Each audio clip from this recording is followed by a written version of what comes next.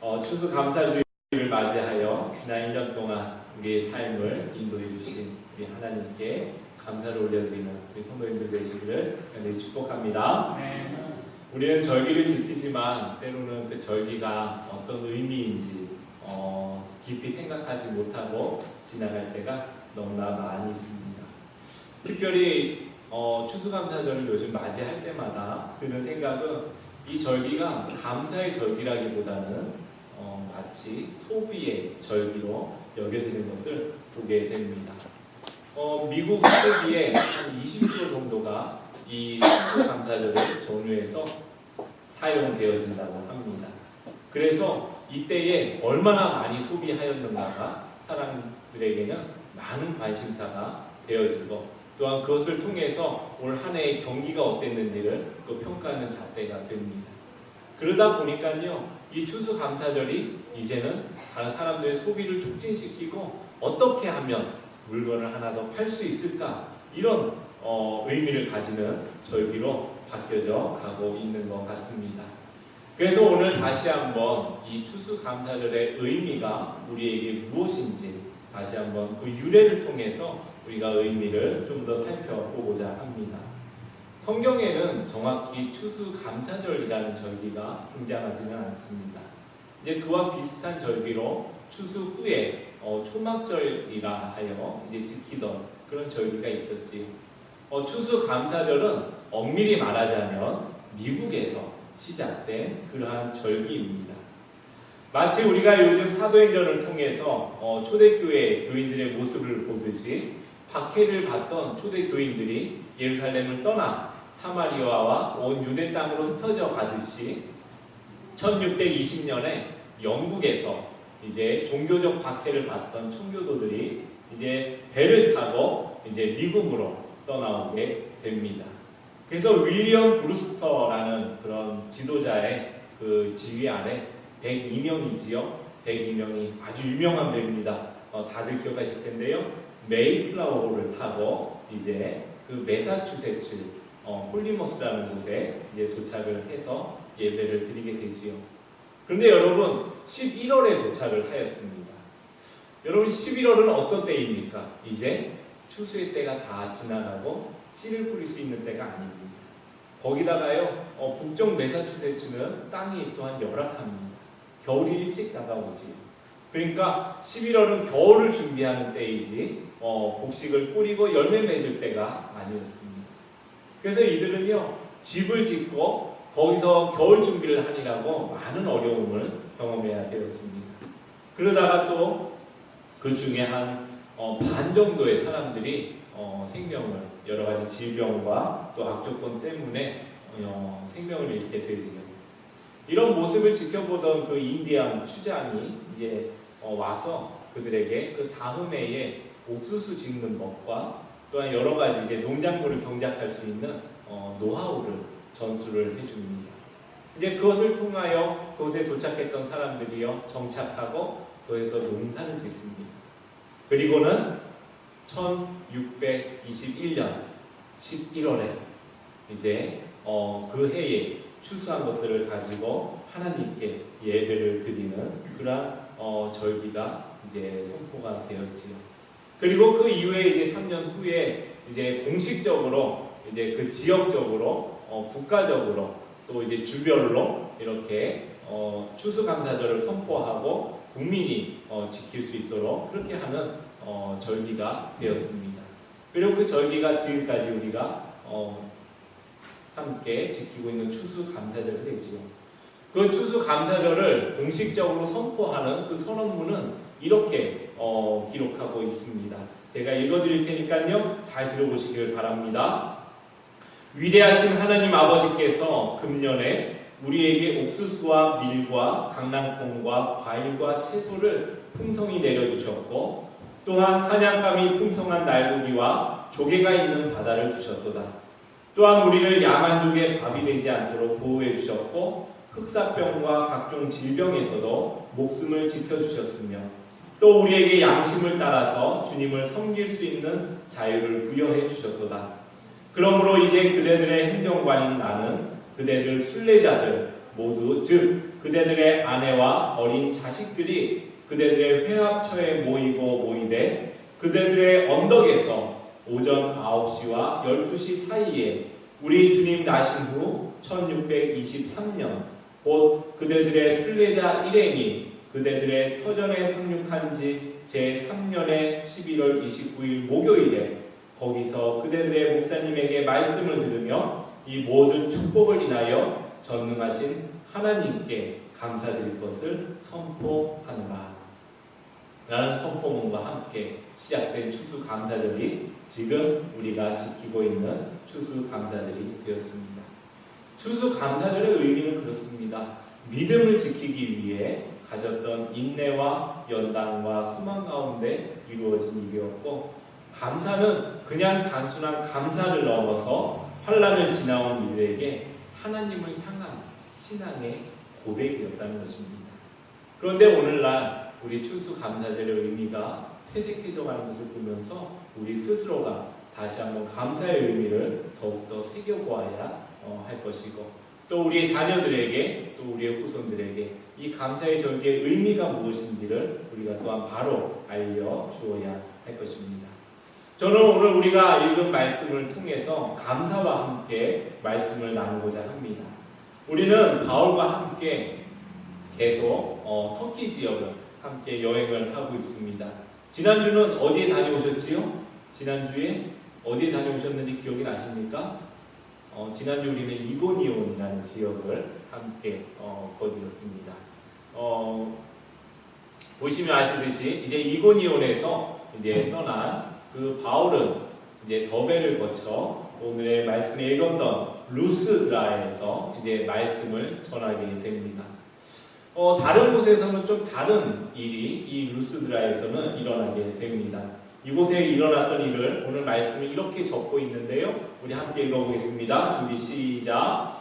루스드라에 발을 쓰지 못하는 한 사람이 앉아 있는데 나면서 걷지 못하게 되어 걸어본 적이 없는지 바울이 말하는 것을 듣거늘 바울이 주목하여 구원받을 만한 믿음이 그에게 있는 것을 보고 큰 소리로 이르되 내 발로 바로 일어서라 하니 그 사람이 일어나 걸었는지라. 여러분, 참으로 감사한 것은 복음이 증거되어지는 곳마다 이런 치유의 역사가 우리 가운데 일어나고 있다는 것입니다. 우리의 삶 가운데 우리의 삶을 치유하시고 또 돌아보시는 그 하나님의 능력이 손길이 여러분 가운데 경험되어지기를 다시 한번 축복합니다. 그런데 오늘 말씀에서는요, 이 치유받은 사람이 어떻게 행동했는지에 대해서는 적고 있지 않습니다. 아마 우리는 생각해보기에 자신이 걷게 된 것에 대해서 기뻐하고 감사하며 아마도 사람들에게 증거했을 것이다 라고 우리는 어렵지 않게 생각할 수가 있습니다.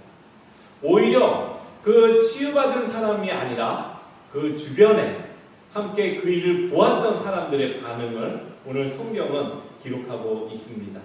오늘 말씀에 보니까요, 오늘 허메와 스스라는 단어를 쓰고 있는데 사실은 제우스와 헤르메스를 이야기를 합니다. 그러니까요, 그 치유하는 사람들이요, 그 바나바와 바울을 보고 당신들은 제우스이고 바울은 헤르메스입니다, 이렇게 이야기를 하는 겁니다. 제우스라는 이름은 많이 들어보셨지요? 그리스 신화에 보면 올림푸스의 12신이 등장을 합니다. 그 12신 중에 제일 우두머리가 누군가 하면 주신으로 제우스가 됩니다.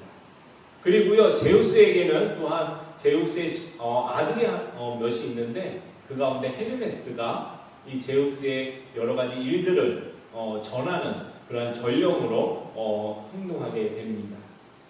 그래서요, 사람들은 그 바나바를 제우스로 그리고 바울을 헤르메스로 이렇게 신으로 여기고자 합니다. 그러자 바울과 바나바는요, 펄쩍 뜁니다. 그러면서요, 이렇게 그들은 행동을 하는데요. 우리 함께 읽어봅니다. 준비 시작. 두 사도 바나바와 바울이 듣고 옷을 찢고 무리 가운데 뛰어들어가서 소리질러 이르되 여러분이여 어찌하여 이러한 일을 하느냐? 우리도 여러분과 같은 성령을 가진 사람이라. 여러분에게 복음을 전하는 것은 이런 헛된 일을 버리고 천지와 바다와 그 가운데 만물을 지으시고 살아계신 하나님께로 돌아오게 합니다. 자, 바나바와 바울은 이야기합니다. 나는 너희들이 생각하는 그런 제우스나 헤르메스 같은 신이 아니라 우리는 단지 성령의 능력을 통해 행하고 되어지는 일을 하고 있는데 그 일의 목적은 바로 살아계신 하나님께 돌아오게 합니다. 라고 이렇게 강조하고 있다는 것입니다. 다시 말해서요, 여러분 이런 놀라운 일을 보셨습니까? 여러분 이런 감사한 일을 보셨습니까? 그러면 그 일을 바라보고 그 사람을 바라보지 마시고 그 일이 있게 하신 하나님을 바라보십시오. 라고 그렇게 고백하고 있는 것입니다. 그리고는요, 바울은 계속 이야기를 합니다. 우리 함께 한 번 더 읽습니다. 준비 시작. 하나님이 지나간 세대는 모든 민족으로 자기들의 길들을 가게 방임하셨으나 그러나 자기를 증언하지 아니하신 것이 아니니 곧 여러분에게 하늘로부터 비를 내리시며 결실기를 주시는 선한 일을 하사 음식과 기쁨으로 여러분의 마음에 만족하게 하셨느니라 하고, 저는 이 말씀을 읽으면서요, 참 우리 하나님은 정말 우리를 위해 늘 예배하고 준비하시는 하나님이구나, 이런 것을 또 다시 한번 고백하게 되었습니다. 여러분 이 말씀 한번 잘 보십시오. 17절 말씀에 보면요, 하늘부터 비를 내리시며 결실기를 주시는 선한 일을 하사, 자 이게 무엇입니까? 추수감사절이지요. 그렇지 않습니까? 하나님께서 비를 주시고 여러 가지 때에 따라 돌보심으로 인해서 결실기를 주셨는데 그것을 통해 우리들 가운데 음식과 기쁨으로 또 가득하게 하셨다는 것입니다. 정말 추수감사주일에 너무나 적합한 말씀입니다. 하나님을 모르는 사람들도요, 우리나라만 예를 들어서도 어떻습니까? 우리가 한 해의 모든 걸 결실하고 뭐 어떻게 하지요? 추석을 지내지요. 여러 가지 물건들을 놓고 우리가 축제를 벌입니다. 모든 민족들은요, 그 농경사회에 속해 있던 사람들은 그 수확을 기뻐하면서 축하하는 그런 축제를 다 벌여왔습니다. 그런데 놀랍게도요, 그 일들이 무엇을 증거하는 일이라고요? 하나님이 자신을 증거해 주시는 기회였다는 것입니다. 추수감사절은요, 우리가 어떤 절기입니까? 바로 우리가 수확한 것들을 가지고 기뻐하고 즐거워하는 일이라는 것입니다. 그것은 무엇인가 하면요, 그 일이 하나님을 증거하는 일이 되어진다는 것입니다. 참으로 놀라운 일이지요. 추수감사절의 의미를 이 말씀보다, 이 구절보다 더 정확하게 설명할 수 없을 것 같습니다. 이 추수감사절 우리에게 주심은요, 바로 이것을 주신 하나님의 살아계심을 너희는 기억하라는 것입니다. 여러분, 지난주 제가 2014년 감사의 기억들이라는 그런 프린트물을 내어드렸습니다. 다들 열심히 적어보셨지요? 아마 많이 힘드셨을 것입니다. 11월은 생각이 좀 나는데 10월도 그렇게 생각이 나는데 벌써 5월, 4월 이렇게 가면은 무슨 일이 있었나 싶기도 하고 기억이 가물가물하기도 하셨을 것입니다. 그런데 아마 그 일들을 적어가시면서 여러분들 마음에 아마 감사한 사람들이 또한 많이 떠오르셨을 것입니다. 부모님, 또 배우자, 또 자녀들, 또 가까운 지인들, 또 그리고 뜻밖의 도움의 손길을 주셨던 분들이 아마 많이 생각나셨을 텐데요. 여러분 다 감사를 잘 표현하셨습니까? 어떠셨습니까? 나에게 그렇게 감사의 일들을 주었던 이들에게 감사의 표현들을 다 하셨는지요? 아마 이런저런 모양으로 감사의 표현들을 하신 분들도 계실 것이고 또한 미처 그런 감사를 다 표현하지 못하신 분들도 계실 것입니다. 우리들은 참 이상합니다. 이게 다른 사람한테는 쉽게 감사를 표하거든요. 우리는 어디 쇼핑몰에 갈 때에도 앞에 사람이 문을 잡아줍니다. 그러면 뭐라고 하시지요? Thank you. 그렇지요?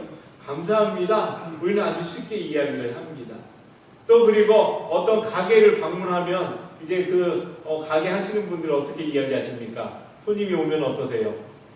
오셔서 감사합니다. 또 이렇게 이야기를 하시잖아요. 우리가 좀 멀리 있는 사람들 그리고 그런 사람들에게는 감사를 참 잘 표현을 합니다. 그런데요, 정작 우리 가까이에 있는 사람들에게는 감사를 표하는 게 좀 인색하다 이런 생각이 듭니다. 여러분 부모님에게 또 감사의 표현들 많이 하십니까? 여러분 또 배우자들에게 감사의 표현들 많이 하십니까? 여러분의 자녀들에게 또 감사의 표현들 많이 하셨습니까? 정작 우리와 가까운 사람들에게 우리는 감사를 표하지 못하고 표현하지 못하고 살아간다는 것입니다. 추수감사절에 여러분 뭐 하시겠습니까? 가족 모임들 많이 하시잖아요. 또 그럴 때마다 또 인근에 또 지인들과 많이 모이시잖아요. 그럴 때마다 서로에게 감사를 또 표현할 수 있는 여러분들, 또 감사를 표현하는 그런 저희가 될 수 있기를 주님의 이름으로 부탁드립니다. 지난 한 주가 우리가 감사의 기억들을 적으셨다면 이번 한 주는 좀 서로에게 감사를 표현하는 그런 한 주로 살아가시기를 부탁을 드립니다. 그런데 사실 이러한 감사는요, 그리스도인이 아니어도 당연히 해야 되는 감사입니다. 그렇지요?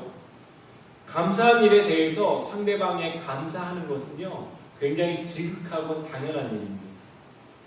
공자는요, 이렇게 이야기를 합니다. 자신이 싫어하는 사람이 네 부류가 있답니다.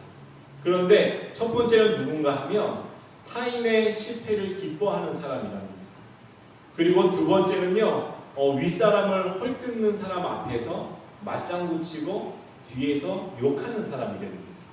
또한 셋째는요, 용기는 있으나 예의 없는 사람이라고 합니다. 그리고 네 번째 이렇게 이야기합니다. 은혜를 모르는 사람이 자신이 싫어하는 사람이다. 이렇게 이야기를 합니다. 즉 감사할 줄 모르는 사람인 것이지요. 한낱 세상의 지혜도요, 감사할 줄 모르는 것에 대해서 경고하고 또한 권면합니다. 입이 마르게 이야기하지요. 그렇다면 그리스도인의 감사가 부족하다면 그것은 또한 우리가 아니 될 것입니다.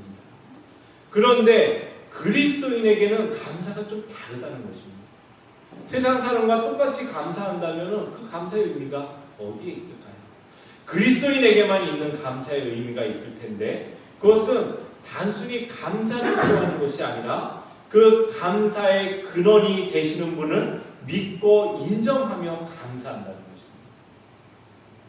다시 말해서 많은 감사의 제목들이 있는데 그냥 그런 것들이 감사한 것이 아니라 그 감사의 근원에 계신 분을 기억하며 감사한다는 것입니다. 여러분 한번 숨쉬는 산소의 가격을 생각해 보신 적이 있으십니까? 어떤 사람이요, 이제 환자에게 산소 공급을 24시간 동안 하면 그 가격이 얼마일까? 이것을 한번 생각해 본 사람이 있다고 합니다. 그래서요, 그 보험 비용으로 해가지고 아마 몇 년 전에 한 것 같은데 보험 비용으로 계산을 해봤더니요, 24시간 동안 1초도 쉬지 않고 산소를 공급하면요, 하루죠. 그 가격이 무려 960달러나 되었다고 합니다. 그러니까 하루 동안 환자에게 산소를 계속 공급하면 그 보험 수가가 960달러입니다. 그렇게 보면 우리는 매일 얼마씩 벌고 살아가는 사람들입니까? 매일 거의 1000불을 벌어먹고 살아가는 사람입니다. 그렇지요? 사람들은요, 공기가 있어서 감사하고 또한 사람들은요, 햇빛을 받을 수 있어서 감사합니다. 그러나요, 그리스도인들은요, 공기를 있기 때문에 감사하고 단지 햇볕이 있기 때문에 감사하는 것이 아니라 그것을 주시는 하나님이 계심을, 살아계신 하나님이 계심을 인정하고 감사하는 사람들이 바로 그리스도인들이라는 것입니다. 모든 일들 가운데 살아계신 하나님이 계시기 때문에 감사할 수 있는 사람들이라는 것이지. 앞부분의 추수감사절의 유래에 대해서 제가 말씀을 드렸습니다. 그런데요, 제가 일부러 빼놓은 이야기가 있습니다. 추수감사절이요, 시작된 그 유래에는 그 뒤에는 비하인드 스토리가 또 하나가 더 있는데 그 이야기는 지금부터 제가 좀 설명을 드리려고 합니다. 처음 추수감사절을 지키기 위해서 모인 회의가 아니었습니다. 그 이제 청교도들이요, 함께 모여서 회의를 하기 시작했습니다. 이 삶의 여건이 너무 어려운 것입니다. 비록 그런 경작하는 방법을 배웠지만 땅은 황무하고요, 또 가물기도 하고요. 충분한 음식을 가져올 수도 없고요. 재배가 너무나 부족한 것입니다. 그러니까 이 사람들이 모여서 우리가 금식 기도를 하자. 하나님에게 좀 이런 것들 우리 풍족히 내려달라고 우리가 금식 기도를 좀 하자. 하나님에게 간구하는 기도를 하자. 이렇게 모여서 기도하자고 모인 회의였습니다. 그런데 그 가운데요, 한 사람이 이렇게 이야기를 하였다는 것입니다. 여러분, 비록 농사가 흉년이 들고 형제 자매들이 병으로 쓰러지는 어려움을 겪지만 우리에게는 그 가운데서도 감사할 것이 있습니다. 무엇인가 하면 식량이 풍족하지는 않지만 유럽보다 편안하지는 않지만 우리가 두고 떠나온 그 삶의 터전보다는 우리가 편하게 살아갈 수는 없지만 이곳에는 신앙의 자유가 있고 정치적인 자유가 있습니다. 그리고요, 비록 우리가 많은 걸 수확하지 못하지만 여전히 우리에게는 수확할 수 있는 널려있는 광활한 대지가 있습니다. 여러분, 이러한 것을 가지고 우리가 금식 대신에 감사의 기간을 정하고 하나님께 감사를 드리는 것이 어떻겠습니까? 이런 이야기를 했다는 것입니다. 그랬더니요, 그곳에 모였던 사람들이 그렇습니다. 우리가 없는 것을 보고 그것을 위해 기도할 것이 아니라 우리가 하나님께서 주실 은혜를 바라보며 또 주신 은혜를 기억하며 우리가 함께 감사의 절기로 지키십시다. 이렇게 이야기하고 추수감사절을 지나게 되었다는 것입니다. 다시 말해서요, 추수감사절은 본래 금식하며 기도하기를 원했던 그런 때였습니다. 그러나 사람들이 아니다, 없는 것으로 불평하고 구하기보다 하나님께 감사하자, 이렇게 하며 감사의 절기를 지키게 되었던 것이지. 여러분, 그리스도인의 감사는요, 어떤 주어진 일에 감사하는 것이 아닙니다. 좋은 것을 주셔서 감사하는 것이 아니라 어떠한 환경 속에서도 살아계셔서 우리를 인도하시는 하나님이 계심을 인정하기에 우리가 신앙의 고백의 언어로 감사를 하는 것입니다. 저는 이 시간 우리가 함께 짧은 동영상이지만 함께 동영상을 보면서 또한 감사의 의미를 함께 나누어 보기를 원합니다.